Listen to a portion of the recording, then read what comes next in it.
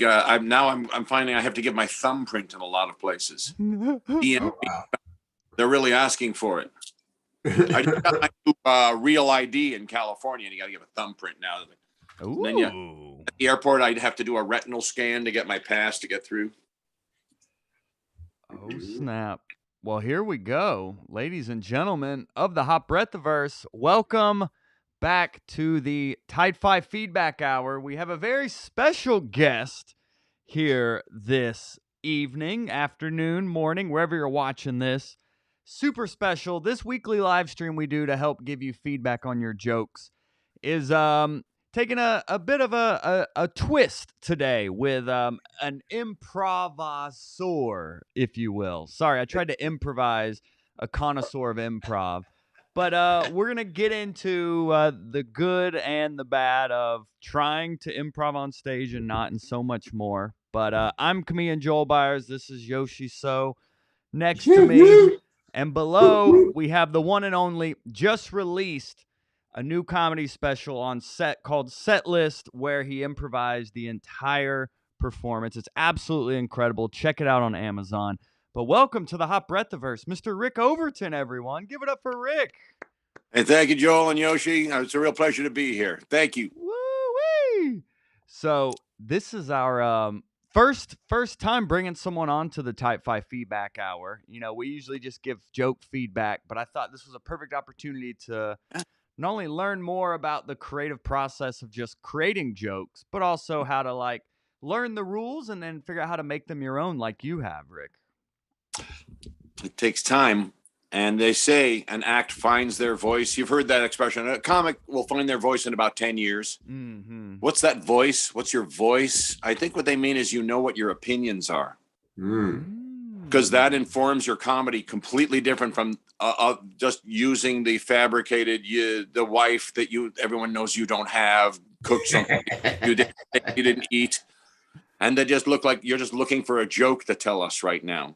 As opposed to, oh, that shit really happened to you, you know. And so 10 years is supposed to be when you start to know what you mean when you're saying something.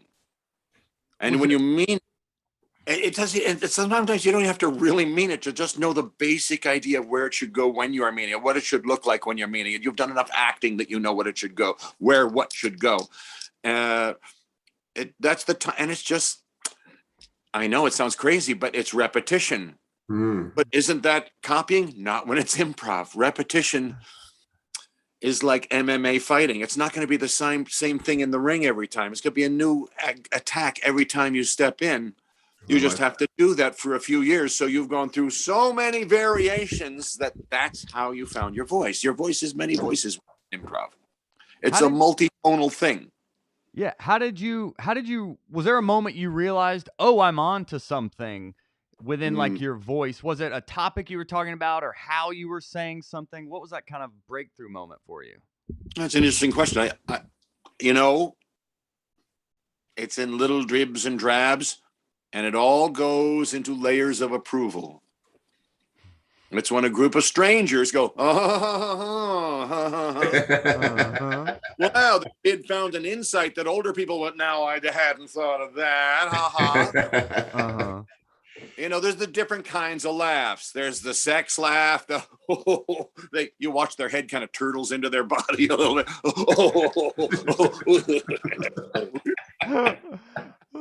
The shame laugh, you know, and then there's the recognition laugh. That's me too. Yeah. You know, and there's the improv realization laugh where they go, oh, I see what you did there. Yeah. So you'll start to listen to the different layers of approval that tell you to stay on that road, and the road goes everywhere. Yeah, because you actually started like very structured, and you had like a set and an act, and then you started to incorporate improv into your set more and more, and that's. I know I try to do that, but then I get scared. If something stops, or if I'm like, I'm going to riff on this thing for like 5 minutes. And then like 5 seconds in, you're like, oh no, they hate me. And you start to shrink. Like how do you like push through that discomfort? ages ago, Andy Kaufman approached me about being a plant in the audience when he was prototyping being Tony Clifton before he decided on any prosthetic makeups or the tux or any of that crap. He was just going to do his hair kind of like that and a t-shirt with some stains on it. He's just going to be like a mean, like short order cook or some kind of looking guy. Cause he's just putting together something quick to come over. If it's not worth makeup and an outfit if this thing doesn't work, you know? Yeah. True. Going to prototype it. And so, but everyone had to treat him like he was Tony. It's not, hey, Andy, it's hey, Tony. Huh. But everyone, and so he plants me in the front and he says, you gotta be like an audience guy. You can't be like you're an act in the audience. And everyone's got instructions to just treat you like an audience guy. All the waitresses got to just ask what you're eating and drinking. Okay. And he's going to put me through a routine that's going to make the audience go through all these emotions. And so he's going, wow, you don't think that's funny? And I'm supposed to go like, one of those guys, bridge tunnel guy. And he goes, oh, you want to see what's funny? I'll show you what's funny. Get up on stage. I get up on stage with him and he gets this pitcher of water. He goes, do you ever see him Tony Clifton do the pitcher of water on the guy's head? Uh-huh. Yeah. I'm the first guy to get the pitcher of water, see if the gag worked. In my hair, I had long hair, like hippie hair. Like, oh man, you asshole! I'm gonna complain to the fucking manager. Bang! There was a side door right out the side of the Improv, right by the piano in New York, that goes out to 44th Street. Great sort of gag exit way to get out of a sketch without having to walk through the crowd again. Yeah. And so I'm back, and I immediately go through the front entrance, and I'm in the back watching to see what's going to happen next. And it was like, boo! You suck. And out comes the bongo. Nice. I was to make you laugh. And the crowd suddenly loves them and they realized they were played and it came back. And he had a crowd hating him moments ago. And he spun it around, completely spun it around. It is possible to get someone through play to like you again. I mean, the analogy is he directly and deliberately made them hate him and bounced them back. So I think you'll be cut a couple of miles more of latitude and slack if you're improvising to do the same thing, especially if it's explained in the beginning that this is what you're doing. You're not just doing a regular, and here's my yellow pad of things I've been struggling with all week. This is just here now in the moment. And you can't treat this scenario the same way. That's not fair. And most people get I think everyone who gets, and I think whether it's Troy or Paul, whoever explains set list to the crowd is very, very thoroughly clear about that part. You're watching them juggle, live grenades. Yeah. Yeah. Could you explain kind of like, give us an overview of like your comedy special, what the premise is, and like, cause it's amazing. Here's a set list. There's a projection screen to either side of you. And these are suggestions that are blended words. It's not just like a normal suggestion. You can't do your act. You can't bring your old stuff up there. You've got to go cold.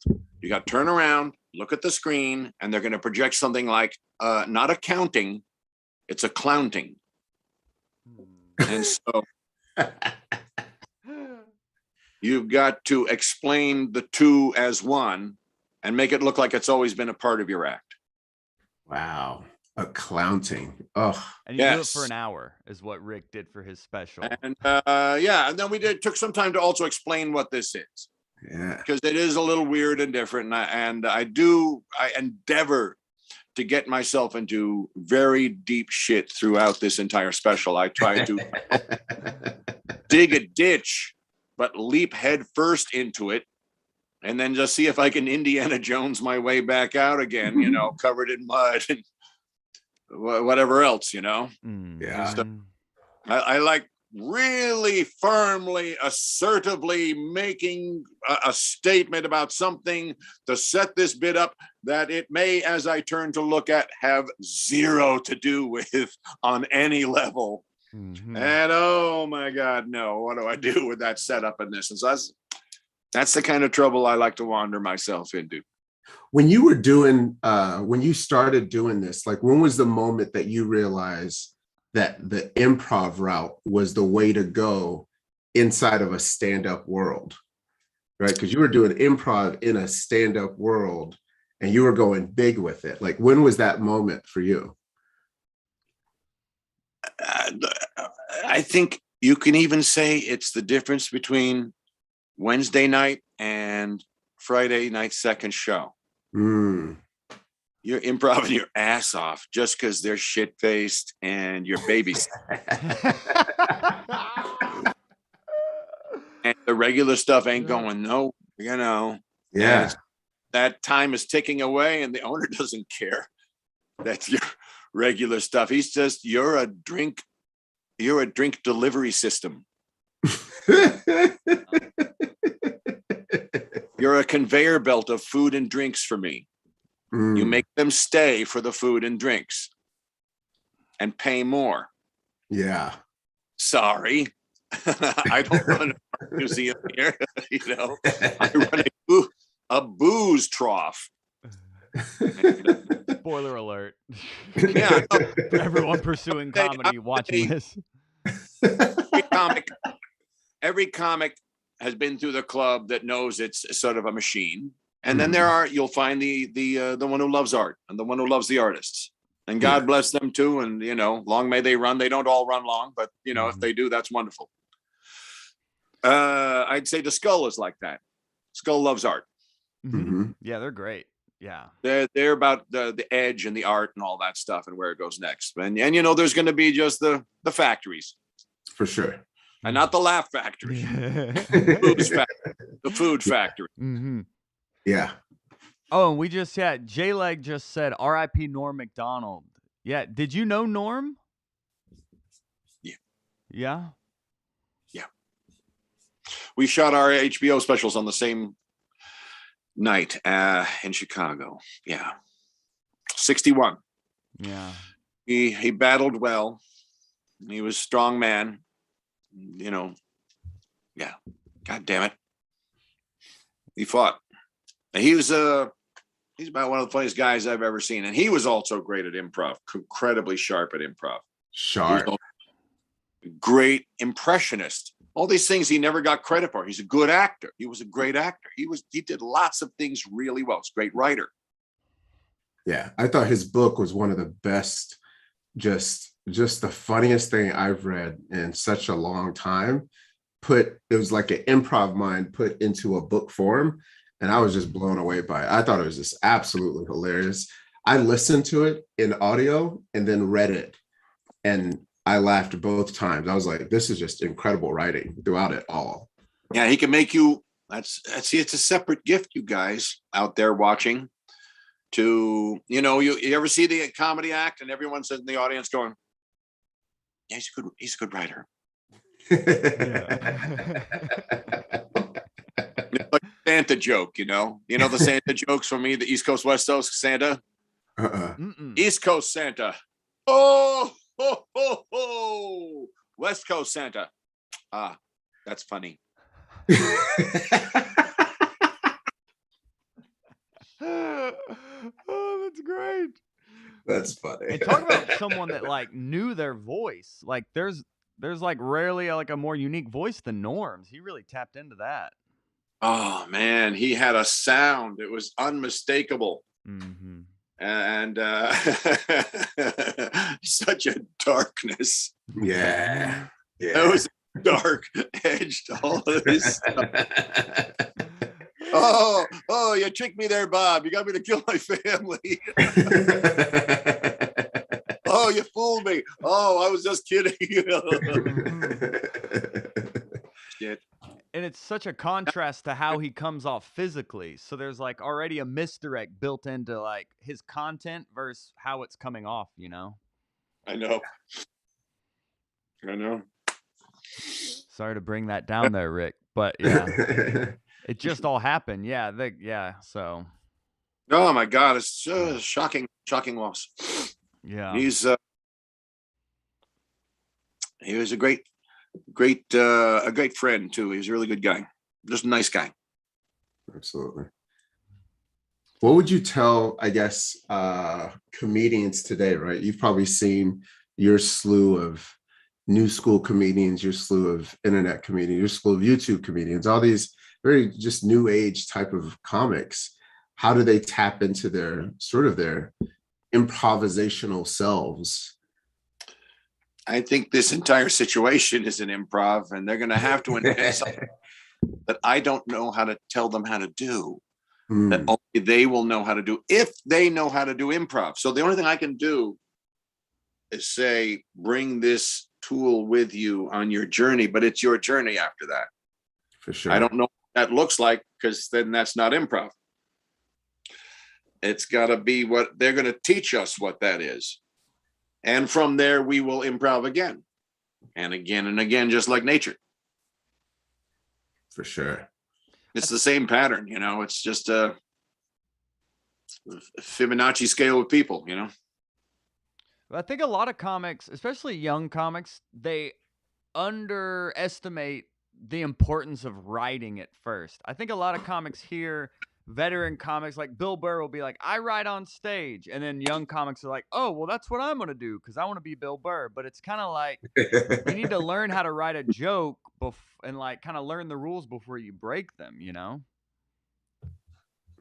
Or maybe not. Maybe you disagree, Rick. I don't know. Oh, you know, there is the martial arts ethic of at least learn your horse stance. So you're punching and kicking, it can't just come like a little kid, just push you over while you're doing it. And so I guess the horse stance is those years of getting up and practicing on different crowds.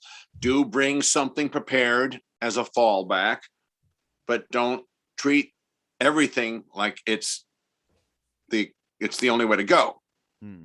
It's a balancing act. I use prepared material in my set when I go up. I don't hang my Christmas ornaments on nothing. I always bring some sort of crappy tree out of the closet to do it, you know. But then I put the music on and I rearrange them every night. For sure.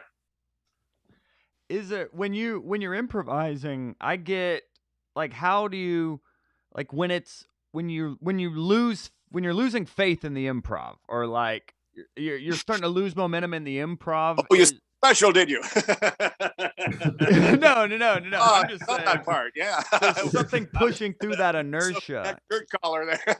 That it gets a little scary. You know, is it just repetition? Yeah, it gets very scary. But I have kind of that adrenaline thing a little bit. You know, it's the reason I rode motorcycles for years. You can put me up in a biplane and I'll just fly it around in loops and circles. And I kind of like it, you know. And there's a part of stand-up that I like that goes, oh God, what are we gonna do? Yeah. Bite it. Grab it. Ooh. Yeah, that got you going. Good morning. You're awake now. And you got to come up with like one of the best, you know, and like Robin Williams, and getting to see him work and work with him as well, which is just even like we were bonded over Jonathan Winters. Incredible. Our love for hero Jonathan Winters and Peter Sellers, both improv. They were improv guys, you know. You could see it all through the work, even Sellers, and so we would get up on stage together after a certain period of time. It was that mutual love of those people that bonded us to talk more about the form. And he felt like he'd be safe enough to bring me up to play. And the first few times I'm playing, I'm just sort of drafting behind him like a motorcycle behind a truck, you know.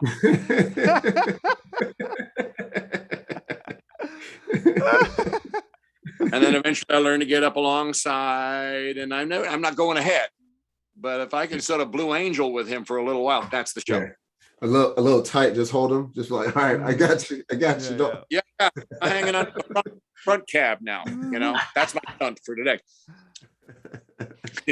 And so we had years and years of going on and playing, and you can see there's a few videos.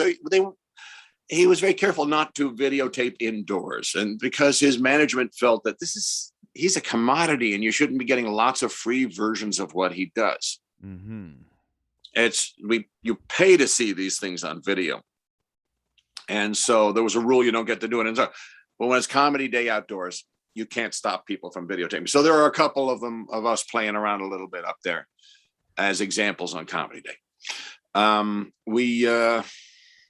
We did a set list together for Sky TV, and and it aired over in the UK. I don't know about over. So I'm hoping and praying that we can get set list to become something that lots of people do, and lots of people get this, but not just me, but lots of specials. I just did the first one, but then let's do more, and I'll come back and do another. Then you come back and do another. Now, the thing about a set list is you don't have to work a damn year to keep building up the new material for your next special. Mm-hmm. I can just come back tomorrow. Yeah. Who would you want to see do a set list? Like, who do you think would be like, who would be that one person like, man, I want to see them do a set list and work this hour out, or 30 minutes, whatever it may be? Well, Maria Bamford would do a magnificent. Yeah. Kindler. Gosh, there's a long list of people that could do that. Yeah. What do you go? Now your turn. Go. Who? I think I would really love to see Seinfeld do. No. I know that sounds crazy, but that's like the antithesis of who he is. But I'd love to see that. You know what? I would absolutely love to see that. Yeah. Larry Miller. Mm-hmm. Yeah. Yeah. That's what I was thinking of, like more jokey guys. Like I thought like Mark Normand or like Sam Morril, like someone who's super structured, like get them out of the net, you know? Yeah, Jay London. Yeah. Yeah. He got his own way of doing it, you know. Jay is got a very interesting style, and every third line belongs in a library somewhere. Every third or fourth line is like permanent joke, permanent. Yeah. Anyway, so, but there's a long list of people that could be brilliant, and also there are people who don't do stand-up that are wonderful at set list, because it gives you another level of latitude while you're talking. There's an understanding that you're kind of Sisyphus here, you know. Mm-hmm. Sisyphus. Can you? I went to a liberal arts school. What's the context of Sisyphus? Had the task of rolling the impossible rock up the impossible hill, and it just kept rolling back on him, Indiana Jones style, over and over. It was a task of impossibility. Yeah, I think Joe thought you said syphilis. Drudgery. Yeah, I think Joe thought you said syphilis. Oh, I thought you were going to get a spit take on that, Yoshi. He was taking a drink right when you said that. I was waiting for it to go. Syphilis in the rock. Oh, yeah. Just like spring break. Oh, that burns. That's a deep burn. That burns. Yeah. Yeah, the other Stones. I'm not going that. You know, Yoshi and I have talked about doing like a two-man show before, and I know you've done some shows like that with a few different partners. Do you have any advice for like finding our angle or our show, or like how people can do a two-man show? Tell me where you want to do it. Where? Yeah. Here? Oh, we were thinking in not person. On Zoom. In live. In live, yeah. Yeah. And you want to improvise? Partially, yeah. I would like to do definitely more improv. And I know Joel is definitely more structured, but that's where the combination works out to sort of bounce off of each other. It could be a show with multimedia, perhaps. Mm-hmm. Sketches with a screen that come down that permit you to change into other get-ups behind the scenes. Mm-hmm. Ooh, I do like to change clothes. Well, now you're the doctor, or you're the whatever, you know. Yeah. Whoever you're going to be next, you just don't want, unless you want to just do it right on stage. And you know, I don't know. I've never seen a group of people with just a big box of clothing, and they're just putting on the clothes for the next sketch. Right? Yeah. That's a little bit Mercury Theater right there. So maybe there's some fun with that. And it's the most, honest behind the scenes version of a sketch review ever. Where you're doing, like, you even do the notes about the sketch in between the sketches and stuff like that. And okay, let's try it. Broadcast it. Oh, that's funny. It's like inside baseball. Yeah. It's like a show within a show within a show. Yeah. Yeah. Show. You're showing how it's made.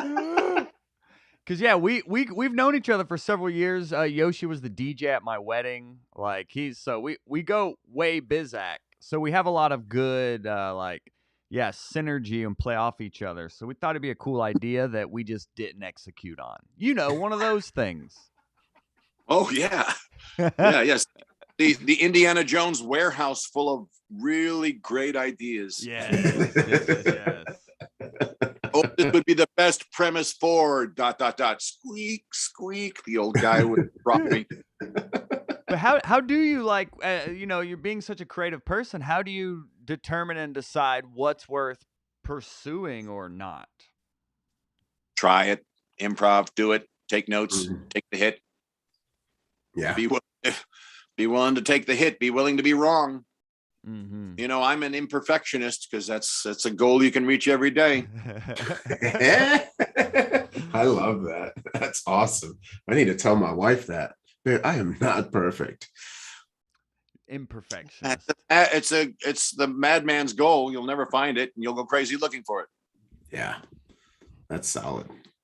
That's very solid. We have a joke that just came in as well, because part of we do a weekly live stream here, Rick. We give comics feedback on jokes, and this one comes from Axel, who says, "My wife asked for a calendar filled with the things she can't live without. So each month is a picture of 4 paychecks." All right. I don't hate it. I would narrow it. It's just a picture of my paycheck. 4 is, you don't need the 4. 4 is not the funny part. Yeah. Nice. Yeah. That's true. That is crazy. Like one word can be the difference between a laugh and a lull. And sometimes added numbers, if it's an odd, weird number, it's the weird asymmetry of it that gets a laugh because of the added layer of detail. And it's some places where that detail works. And there's sometimes where it's just too much detail now. Mm-hmm. You made me chase too hard. I don't want to do all the math. For sure. I think that's something Mark Norman said when we interviewed him, was about, like, we try to be more clever than clear a lot of the times, when it's just tell the audience at a base level, and then they can just laugh instead of trying to analyze it. And sometimes it's weird, but it helps for the comedian to be a musician. Because you'll just hear the music of what you're saying. And the audience, they don't always acknowledge they know, but they laugh when they recognize. They'll laugh at the rhythm of something. Rhythm bits work because of that.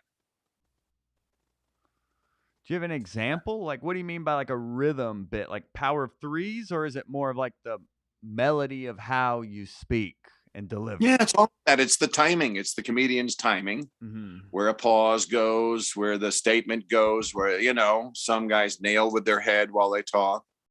It's any and all of that is the timing. It's timing. It's like the comedian's timing. They say that's part of, and there's some guys, they're just timing guys. If you read a transcript, it doesn't sell. But if you add that timing to something that does sell, it sells better. So music helps with it. Music helps with the rhythm to hear it, and you'll just kind of know at a certain point. So are you thinking so are you saying almost bop your head to the beat of your joke in some way? I'm just doing that to explain what's going on inside you while you're listening, you're just, because it's really about how it comes out of your mouth. And the same thing as Sinatra phrasing. Yeah. When phrasing, when they're singing, it's your phrasing. That helps with it. Yeah. That's a lot of times the one who phrases it right is the one who sells it. And it's this, and 3 guys can do the same sentence in different rooms, but the one who phrased it right sold the line. Look, how many times have you told a guy a great line, but he said it kind of wrong because he didn't write it when he went up? And well, see, your line didn't work. Yeah. Yeah. I could see that. He nuked it because he didn't write it. And so he's just trying to show you, I write for me and you don't, That, what was it like, because there was something with like Robin Williams and him just like absorbing people's material, like where he was almost like a sponge, where he would go up there and almost just be so improvisational that he's pulling from things he remembers other people saying. But that's happened. Yeah. That might have happened. It's just he's going so fast. Yeah. He's in the Hyperloop, basically, in his head. He's going 1,500 miles an hour, and he can't recognize the signs for any towns going by. He's supersonic, and he's not trying to do anything when he's working. I'm reflecting my experience. When he's up, there's no trying anything. He's just strapped to the front of this force that his body is being driven by. And he's like the opening of Road Warrior. That's the guy strapped to the front of the truck, bolted to the grill there. Yeah. First object forward with just crap in your face. He was re-entering the atmosphere the entire time, just burning his way in. And his body was along for the ride. His mind was something that went that fast, that far, all over the place. And it would also absorb the particles of sound all around it and employ them. But it's because it's running at a speed that no one can comprehend. For sure. Yeah, I like that analogy. What did you learn? What did you learn from like working so closely with him? I learned about being able to cooperate with something going that fast. I think it helped me so much with my improv. And then I could come out with more things more quickly, more freely, seeing other people be free. It's the same inspiration that I saw with Jonathan Winters and that he saw with Jonathan Winters. And then I saw an inspiration with him. And sometimes I would inspire him with a bit I did, to go back and forth towards the end, when they were reaching a little bit of parity. And I would take that energy and confidence with me into other settings. Yeah. And it's good to have a little of that. It's also good to be a little bit humble about it too. There's a lot of good things in just watch your ass, Yeah. You're lucky. Remember that part. You're lucky. So I'm lucky. I'm ridiculously lucky to be in this situation where I can tell the story about I got to riff with Robin Williams and I got to know Jonathan Winters. I got his last interview on my podcast, Overview, which you can get on iTunes. Nice. And listen in on that. It's I didn't know it was his last interview, but it turned out it was going to be. Wow. Aware. Yeah, that's what I just wanted people to like have context for. There's a reason the set list is a huge show, but there's a reason that you're the first special, and like your experience and your level that you're able to execute in real time is incredible. And like watching the comedy special was just mind blowing. Is like someone I was able to do set list when they did it at Laughing Skull Fest here a few years ago. Beautiful. So Great I did it room. for 10 minutes maybe, but for you to do it for an hour, I was like, after 10 minutes, I was like exhausted, just glad that I survived it. But like, it was a lot of fun though. Oh, and they come up with some beauties. They corner your ass. Yeah. Bringing daddy issues to a knife fight, it's like, oh God, what did you do? Oh, and sometimes because the suggestion is funny, like, there's a danger when the suggestion is funny because that shark just bit a little bit of your laugh, took it away, like you're trying to get the rest of the laugh as you get to shore. Now, here comes the shark, Well, we got a few people bringing some more jokes in here. Let's have a look at do a little agandering. Yeah. Oh, and Austin said, I hope they bring it back to the Laughing Skull. I would love to see that. Oh, that would be fantastic. Hopefully they Laughing do. Skull, get Set List back. I love that Please. place. Yeah, because that was when I first got to meet Troy and Paul. Right. And I got to interview Paul after that as well, which was a lot of Right. fun. But Oh, incredible. okay. Good. So let's see. Declan Shannon. My grandpa found a message in a bottle once. It was a bottle of Jack. The message was, he's an alcoholic. I would say there's probably, this is where the weirdly esoteric punchline would go instead of you're an alcoholic. Because I think once we know Jack, we know alcoholic. Yeah. So the surprise sort of bites itself there. For sure. So maybe the esoteric. So it's the message is maybe he's a Jill. Let's look into life destruction. Sure. Esoteric. Yeah. The message is your wife is moving out. The message is you don't get to see your kids on the weekends. Yeah, you only get kids on the you only get the kid on the weekends now. Yeah. That's it. There you go. Boom. That's it. FTW. Weekend dad. Weekend dad. Yeah, you're a weekend dad. Congratulations, you're a weekend dad. Yeah, that's it. Yeah. Okay. So Wait, this is good writers' room team. It's like not going with the most obvious. Like what you said there is like the surprise. So comedy hinging on surprise. There must be a surprise, but if you can make it even, the first thought may be alcoholic, but what's your third thought? What's your fifth thought? Yeah, now that's the detail about recognition detail, because if you just nail booze and alcoholic, it's like, yeah, we got that with the booze. We're already in that town waiting for you to arrive, For sure. Yeah. Yeah. It's kind of like, I think we talked about it on that last week, of like A to C, which is an improv trick of just going from the first one to the third thought that you thought about and skipping B. I like that. It's about surprising them. If they are able to do all the assembly ahead of you, the IKEA is built by the time, Yeah. And you don't want them to build it all. You're the magician who builds this. Yeah. I like that. Boom. Let's see. Sullivan Hamilton. And Sullivan is we call the hot breathiverse is what we call ourselves.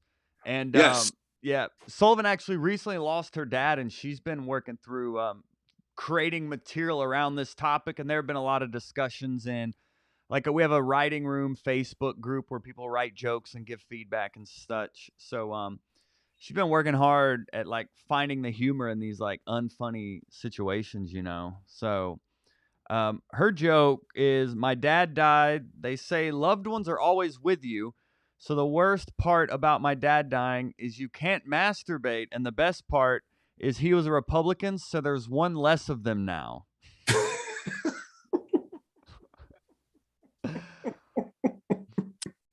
Wow. I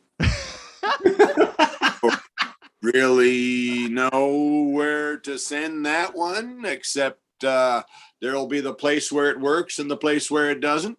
Yeah. That are a little sensitive about it. I know what you're doing is a lot of comedians go when something is scary or something is sorrowful or something that is an emotion that is just a bit too much. A comedian will just spearhead completely through it forward. Yeah. They laugh in the devil's face. They do this spin around and bull charge the situation. And almost nobody else does it. They do it with emotions, with words, as opposed to just sit back and let the wave hit you. Bam, you ram the wave. It's defiance. And so that is something that you will trigger some people to recognize in you immediately because they recognize it in themselves. And there'll be other people that don't recognize it in themselves, and it may appear more alien to them. Yeah. And it'll all come down to that. That's all. Comedy is all based on the recognition of what you're saying, right? So it's everything on it is based on that. And so when you are processing a sorrow and you're trying to put it into your art form, it'll come out 10 different ways. If you've been wounded, the anger will come out 10 different ways. If you're hurt because of the loss, that'll come out. And you got to remember, you're processing, and the joke you wrote today may not be the way you look at it in 3 years. But maybe you just needed to do this joke this way no matter what, because it had to come out of your mouth. So be the imperfectionist. Cut yourself some slack if it doesn't go perfectly. I see what you're saying about the joke, but it's sensitive when you talk about the death of a loved one, because everyone's triggered by their own remembering of someone who died. And oh, should I be laughing? Am I laughing at my mother, at my grandpa? Yeah. The psyche starts spinning through things like this, and that's what makes them a little bit of a chancy subject. But it can be courageous. But you have to be aware when you're stepping in this, that you might be stepping into a minefield a little bit while you're doing it too, depending on how other people's feelings come up about stuff like this. But if you're up to that, this is part of the learning experience you go through. So the note isn't how you reword that. The note is how you go through doing that till you find your new words. It's not about, we don't give you a fish here. We teach you to fish. That was interesting what you said about recognition. Is that like talking about things that they, like, the audience recognize? I don't know. Like, what do you mean by like recognition? Yeah, there are comedians that rely heavily on recognition. Have you ever noticed? Is the setup for lots of their act? And they recognize, so they laugh. Oh, so you're talking about things that the audience can like connect with, like they recognize in themselves or through your own experience? Behavior, something going on in the world, a relative doing whatever. Talking about like vulnerabilities, things that they even subconsciously recognize. Patterns, whatever those patterns are. Have you ever noticed your dog does something? Have you ever noticed the traffic does something? Nice. Yeah. Nice. Well, but they laugh because they also agree. Because sometimes when you go, hey, do you ever notice when aliens land and they all start dancing at once? And they're like, what? No, I don't. I have no recognition of that. Oh, well, so it's just me then. Yeah. Congratulations. Well, let's do one more here from Just Big Boned. Said, the key to weight loss is a strict regimen of diet, exercise, and liposuction. All right, power of threes. Yeah. I think lipo on 3. Oh yeah, I was just gonna say it doesn't feel personal, but that'd be the only thing I'd add is make it like something that you feel like you could do. From the joke structure, like just saying the key to exercise or the key to weight loss. I like it to where it's like the key to my weight loss is a strict diet, exercise, and liposuction. Yeah, that personalized. That's a great note. That's great. Yeah. And maybe tag it. I'm going to start a new video series, Liposize. Yeah.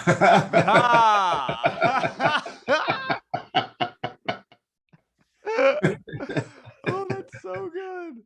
Lose weight while you just freaking sit there. While you just sit. Yeah. Lose weight that doesn't suck. Yeah. Liposuction. Yeah. Your weight, we all know our weight sucks. So my diet sucks. It's a lot of Yeah, good. That's diet, great. exercise, and liposuction. Nice. Well, seriously, Rick, thank you so much for doing this. I mean, this was so much fun. Great. I didn't want it to end. Well, loads of fun, guys, and thank you so much for giving me this boost. And I love how you're into improv so much. I think that makes me very happy to see it live on with the torch bearers who hold it so well. Oh, I appreciate it. You are an artist who, after my own heart, who's been doing this for such a long time, and to watch people like yourselves do this art, have the relationships that you have, and still be so happy gives me hope and gives us hope that we can still do this. I love it more than anything. I love it more than anything else. I love that you guys love it more. Then you guys keep in touch with me and keep me updated how it's going with all your ideas. All right. If Sure, I can bounce, we will. let me know if I can help. Absolutely, Rick. Yeah. Is there anything, your comedy special, the Setlist comedy special, completely improvised? You can get it on Prime. You can rent it on YouTube. And you can always find it on comedydynamics.com. Nice. Yes, this is worth watching. Anyone watching this live or later, I've watched it a few times. I mean, this is worth watching. Whether you improv on stage or not, you're going to learn a lot about comedy and how you can level up your own game. So thank you, Rick. Yeah. And your podcast as well. If you want to go check it out, it's called Overview, and you can see it, get it on iTunes. And I got 50 of them. Nice. Beautiful. Well, ladies and gentlemen, go watch Rick's comedy special. Go listen to his podcast and reach out to him and let him know how much you enjoyed it, this interview and his own comedy. It's such a highlight to get to interview people like you, Rick, that are so experienced and still so generous, and helping the next generation. That's what we're all about. Well, you gentlemen in particular are inspiring to let me go forth with what I've always believed, to see that you believe all the same things. Yeah. That's great news. I want to, man, that makes me happy. It's just, we are the ones, the improvangelists. We are improvangelists. All of you were struggling to improvise the word about improv. The improv, yes, and improv. Hallelujah. Well, thank you so much, Rick Overton. It's such a pleasure, my friend. Likewise. I look forward to talking the next time. Absolutely. Thank you so much, Rick. Hey. Dab. Do you dab, Rick? You ever dabbed? I have, yeah. Oh, yeah. Don't let the lack of hair throw you. Yeah. Old hippie. I remember when we could just smoke weed, but now. Oh, he's talking about dabs. Yes. Oh, I meant dab the dance. Oh no, that's too close to my armpit. Yes.